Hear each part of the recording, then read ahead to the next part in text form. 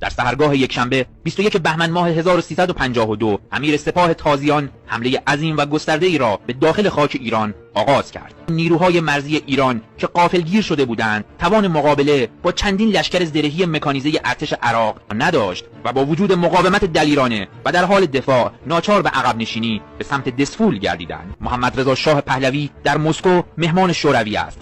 در تهران آفتاب تازه در حال طلوع است. رئیس ستاد ارتش تیمسار ارتشبد بهرام آریانا چنین فرمان می‌دهد: این ایران کنونی ما ایران 1400 سال پیش نیست. ما به اعراب باج نمی‌دهیم. ظرف 3 ساعت بصره شهر استراتژیک عراق فتح می‌شود. زره‌پوش‌ها، تانک‌ها، کماندوها و سربازان دلیر ایران زمین با سرعتی برق‌آسا و باور نکردنی در راه بغداد هستند.